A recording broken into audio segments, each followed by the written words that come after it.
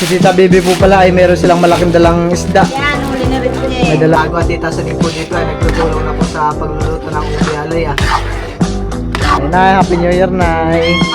Oh yeah. Ayaw po at kagigising lang po ni Teo. Mahabang po ang tulog. Yan.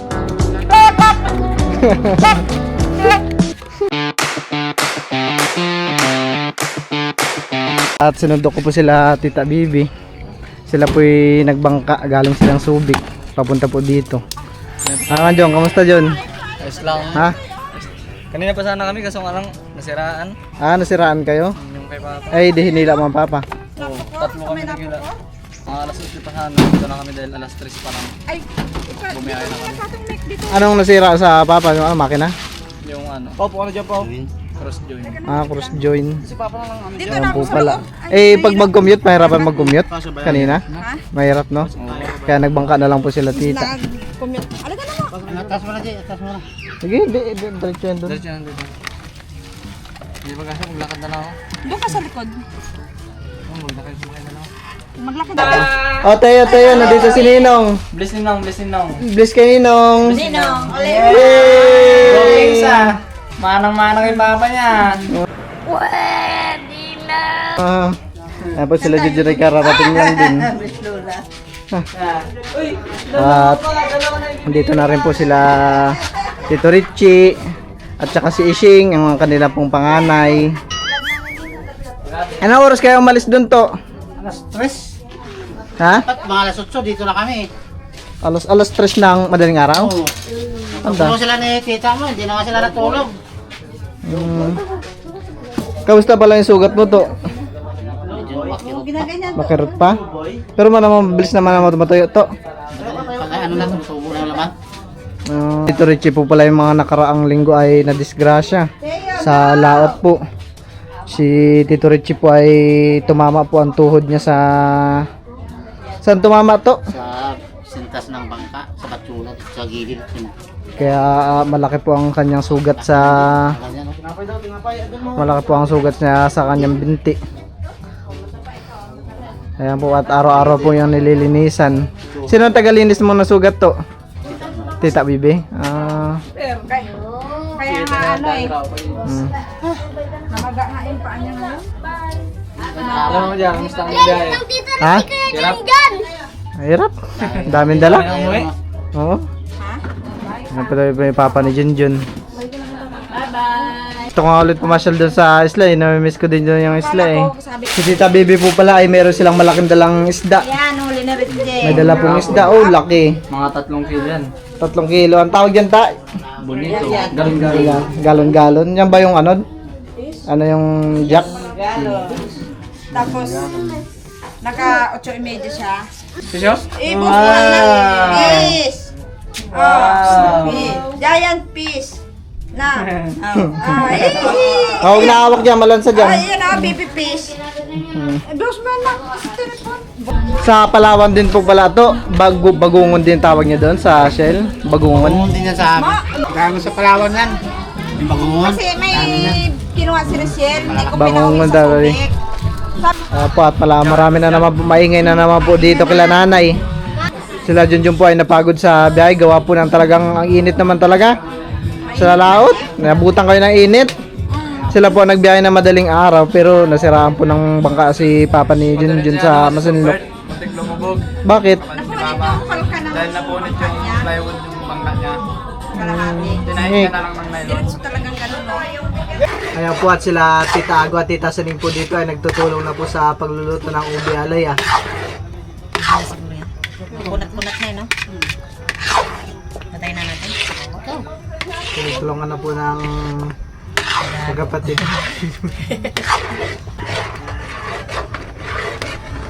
Pwede siguro? Anong oras pala kayo mamimigay ta ng loot bag? Alas 4 na siguro. Alas pa tayo. Para makapunta tayo ng ibang lulutuin. Lulumpia po ni Tita ay yung isda. Oh, laking isda. Ilang kilo po yan, Tita Baby? 2 kilo may. Laki po. Marami na kaya magawa lumpia yan ta. Marami na. Dami. Ganito yung ginawa namin ng Dami na doon, no. Laki po. Sino pong may huli po na yan? Tita Richie. Ah, dito. Lumaot siya. Oh, Mamaya sariwa. mo na lang may labs pala bigay. Sariwang sariwa po pala tita ni. Tapos, lagyan natin ng sampalok to. Sigang. Paborito na yung mamimilot. Mas marami sa palok maasim. Nilagyan na po ni Tita Bibi ng asin yung papakuluan po niyang isda. At kaunting bitchin. Ayan ho. Nilagyan na rin po ni Tita Bibi ng sabaw.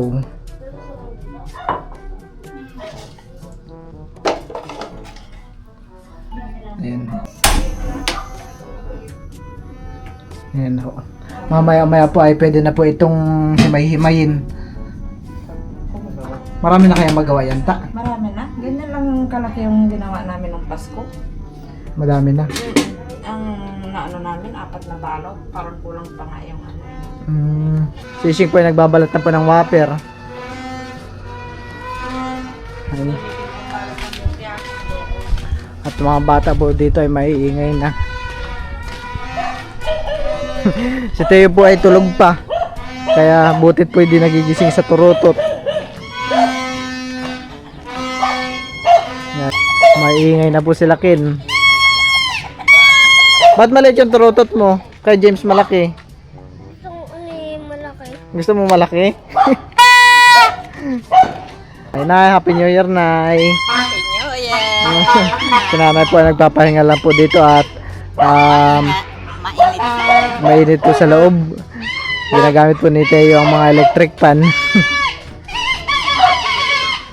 Laki na tropot ni James ah. Ito yung luma ko. Si Tito Deo po naman po dito ay busy sa pag-epoxy dito ng baka ni Tito Ninyo. Mga ilang ano na to? Ilang patong na lang epoxy? Isa pa. 2 patong na ano yan? Epoxy puro. Ah, Tapos 2 patong na may kasamang pintura. kaya po talagang pinagawa na po agad ni Tito Ninyo yung kanyang bangka. Kasi panahon na ng pusit. Malapit na po ang pusitan. Next week pusitan. Next week daw po pusitan na. Kaya kahit bagong taon ay inaayos pa rin po talaga ang bangka ni Tito Ninyo. Kasi hindi ko na magawa ito sa ano, pagpunta ng Maynila. Kailan ka pupunta ng Maynila ulit to? Sa Pur. 4. 16 na ko. Si Raisa po dito ay nagbabalat na rin po ng mga ricado sa gagawing panglumpia. Sayang ni Milo, wala tayong ano, walang food processor. Kaya Kay Tita Ago daw. may food processor sa Tago. At si Melot naman po dito ay naghihiwa na po para sa pang-barbecue niya. Thank you po kay Ate Gigi. Thank you po ulit kay Ate Gigi. Kay Ate Gigi ito galing yung mga pang-barbecue natin para sa New Year. At pinapaligawan na rin po ni Tito Ento yung anak niya. Sabay po silang maligo yan. Kapag naligo yan po si Tito Ento kasama rin po yung aso niya. Ayan ako. Ayan po at naluto na po itong isda na pinakulaan po ni Tita. Ganun Ano, tatara na? Oo. Dami tayong hihimayin.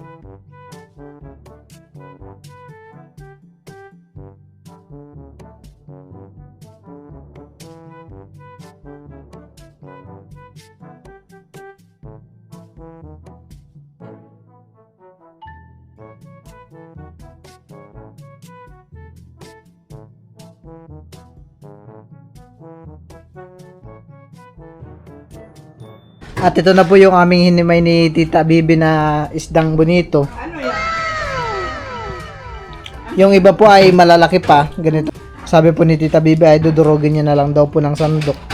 Yan naman po ay malambot, mabilis madurog. Kaya po at kagigising lang po ni Teo, mahaba po ang tulog. Yeah. Wow, kami may biniling tarotot din pala. Haba po ng tulog ni Teo. Napagod po si Teo, mahaba ng tulog. Dede siya. Tara. Ayan po at nagtuturot na rin po si Teo. Makikipag-ingayan na rin po siya sa labas. Oy! Lakas very good sige ba, ikaw. Tarotot ka din, Teo.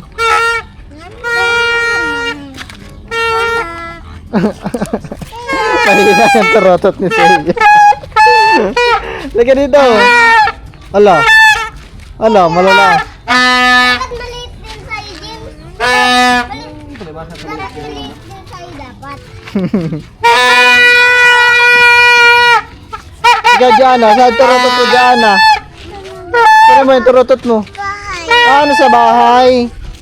Naiwan ni Diana yung turotot niya. Bakit siya ako, bebe? Sino pa?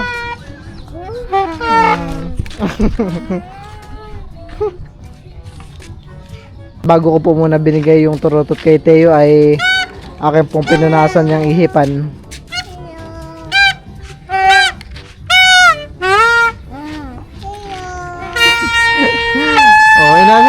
Sabi, tawagan ni Ate Joanna, Teo. Sabi niya ni Ate Joanna. Teo po ay makulit.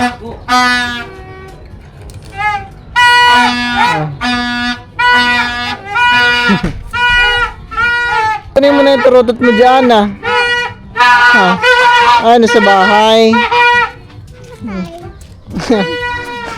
Naiwan po ni Joanna yung kanyang turotot.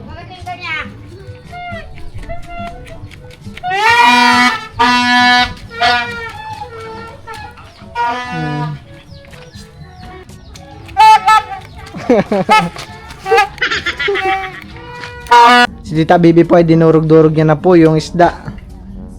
Kala ko tayo anuhin mo ng sandok. Hindi. Ayan May po. manong ng sandok ko. Ito yung lumpiang kinamay. Sa isa po dito ay tinutulungan niya na po si Milot po sa pagtutuhog ng barbecue.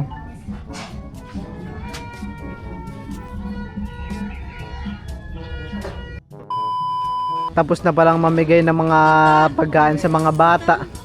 Ayan po at kakanta na rin po dito.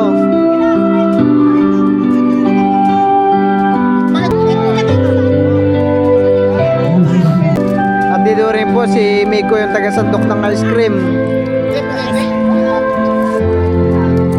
Kakanta daw siya. Magal naman.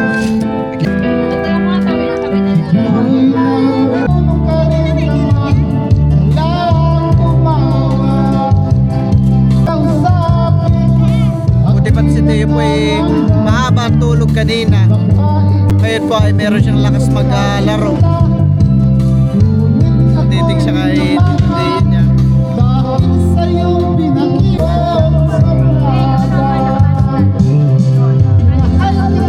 Tita, success!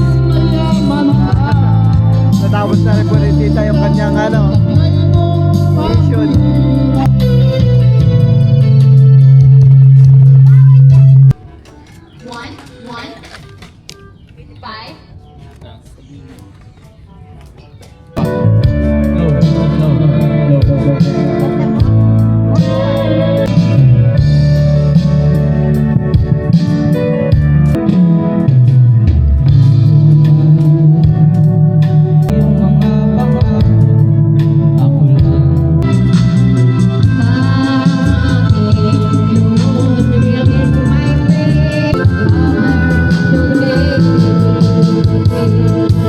Kanta ka na. Mamaya. Tapos daw bigyan ng mga kid yung mga bata. E di nagsiwi daw mga bata. Sasama si Teo. Sama ikaw doon, mahal ko.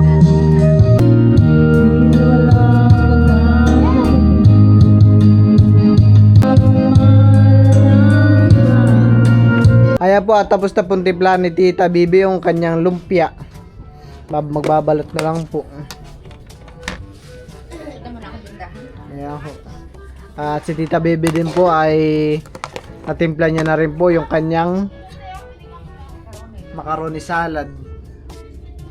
Bango. Bango rin po pala ng kanyang lumpia. Sarap.